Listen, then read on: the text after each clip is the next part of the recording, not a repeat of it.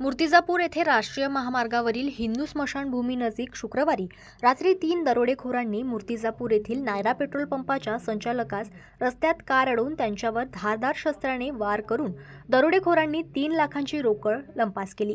या घटनेने खळबळ उडाली आहे। मूर्तिजापूर येथे राष्ट्रीय महामार्गावर असलेल्या नायरा पेट्रोल पंपाचे संचालक दिनेश बुब यांच्या अज्ञात 3 हल्लेखोरांनी मूर्तिजापूर अमरावती राष्ट्रीय महामार्गावर हिंदू स्मशानभूमीनजीक त्यांच्यावर धारदार शस्त्राने जीवघेणा हल्ला करून लुटल्याची घटना शुक्रवारी रात्री 8:30 ते 8:45 दरम्यान घडली आहे।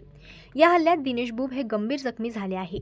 नेहमीप्रमाणे दिनेश बुब हे आपल्या नायरा पेट्रोल पंप येथून दिवसभराचा हिशोब संपवून पेट्रोल पंपाची रक्कम घेऊन आपल्या कारने घरी जात असताना त्यांच्या पेट्रोल पंप नजीक असलेल्या हिंदू स्मशानभूमीजवळ अज्ञात 3 युवकांनी गाडीवर लाठीने वार करून गाडी अडवली व त्यांच्या डोळ्यात मिरची पूड टाकून त्यांच्याजवळील रक्कम लुटण्याचा प्रयत्न केला।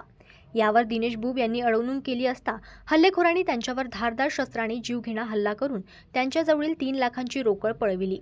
विशेष म्हणजे मूर्तिजापूर शहरात व्यापारास लुटण्याच्या अनेक घटना घडल्या आहेत, तर सातत्याने घरफोडी, दरोडे, जनावरे, दुचाकी चोरीच्या घटना नित्याच्या झाल्या असल्याने शहरात पोलिसांचा वचक राहिला नसल्याने नागरिकात प्रचंड भीतीचे वातावरण निर्माण झाले आहे।